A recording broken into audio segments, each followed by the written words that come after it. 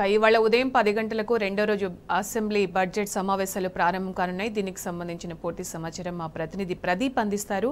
Pradeep, updates ఏంటి ప్రదీప్?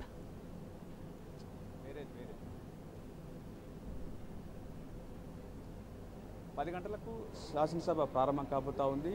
ఈరోజు governor ప్రసంగం సంబంధించి ధన్యవాద తీర్మానంపై చర్చ జరగా ఉంది. మొదటగా దీనికి సంబంధించి ఏదైతే ముఖ్యమంత్రి కేసీఆర్ గవర్నర్ ప్రసంగం ధన్యవాద తీర్మానానికి సంబంధించి టేబుల్ చేస్తారు. ఆ తర్వాత డిప్యూటీ సీఎం బట్టి విక్రమార్క రెండు శాఖలకు సంబంధించి ఏదైతే సింగరేణి కాలరీస్ వార్షిక నివేదిక, అదేవిధంగా ఇంధన శాఖ వార్షిక నివేదిక, మరోవైపు Komatireddy Venkatareddy film development corporation సంబంధించినటువంటి వార్షిక నివేదికను అయితే టేబుల్ చేస్తారు. ఆ తర్వాత గవర్నర్ ప్రసంగ ధన్యవాద తీర్మానంపై కాంగ్రెస్ పార్టీకి సంబంధించిన శాసనసభ్యుడు వేముల వీరేశం ఏదైతే చర్చను ప్రారంభిస్తే ఈరోజు గవర్నర్ ప్రసంగ ధన్యవాద తీర్మానం అదేవిధంగా జరగనుంది. ముగింపు కూడా జరగనటువంటి పరిస్థితి. రేపు ఓట్ ఆన్ అకౌంట్ బడ్జెట్ 11 గంటలకు డిప్యూటీ సీఎం ఆర్థిక శాఖ మంత్రి బట్టి విక్రమార్క ప్రవేశపెట్టనున్నారు. అయితే ఈరోజు ఏదైతే గవర్నర్ ప్రసంగ ధన్యవాద తీర్మానం సంబంధించి వాడివేడిగానైతే చర్చ జరిగేటువంటి అవకాశం ఉంది. ఎందుకంటే గవర్నర్ ప్రసంగం సంబంధించి ఇప్పటికే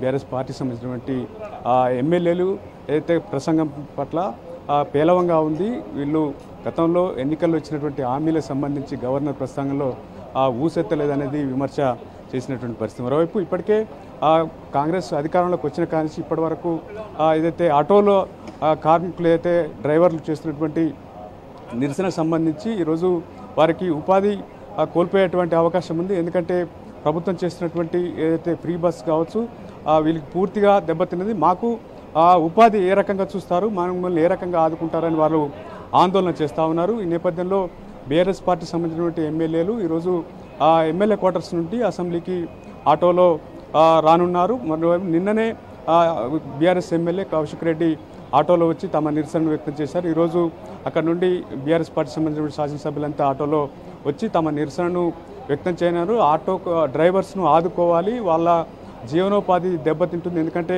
వారి కుటుంబ పోషణ కావచ్చు లేదా ఆటోకు తీసుకున్నటువంటి ఈఎంఐ సంబంధించినటువంటి సమస్యను వారిని అడ్రస్ చేయాల్సినటువంటి అవసరం ఉంది. ఆటో డ్రైవర్లకు వారి జీవనోపాధి దెబ్బతినకుండా చూడాల్సిన అవసరం, బాధ్యత ప్రభుత్వంపై ఉందని కూడా వారు ఈరోజు ప్రస్తావించేటువంటి అవకాశం. మరోవైపు బీఆర్ఎస్ పార్టీ కాంగ్రెస్ ఇచ్చినటువంటి హామీల అమలుకు సంబంధించి 100 రోజుల్లో అమలు చేస్తామన్నారు. వాటి అమలుకు సంబంధించినటువంటి ప్రస్తావన కూడా చేసేటువంటి అవకాశం ఉంది. వైపు నిన్న ప్రధాన ప్రతిపక్ష నేతకు ఇన్నర్ లాబీలో వచ్చేటువంటి ఏదైతే కార్యాలయం సంబంధించి ఆ ఛాంబర్ సంబంధించినటువంటి ఇవ్వకుండా ఈరోజు ఔటర్ లాబీలో 2 రూములు కేటాయించడం పట్ల కూడా నిరసన వ్యక్తం చేశారు. స్పీకర్కు వినతి పత్రం ఇచ్చారు. ఎందుకంటే గతంలో ఉమ్మడి రాష్ట్రంలో కూడా ఈ ఆనవాయితీ కొనసాగింది, తెలంగాణ రాష్ట్రం వచ్చినా కూడా ఈ ఆనవాయితీ కొనసాగింది.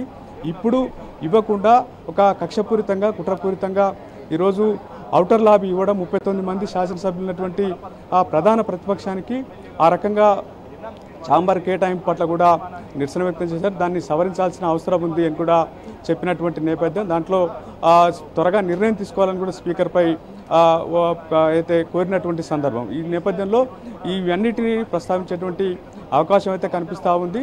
రేపు vote on account budget deputy CM అదేవిధంగా ఆర్థిక శాఖ మంత్రి ప్రవేశపెట్టనున్నారు. Right Pradeep, thank you.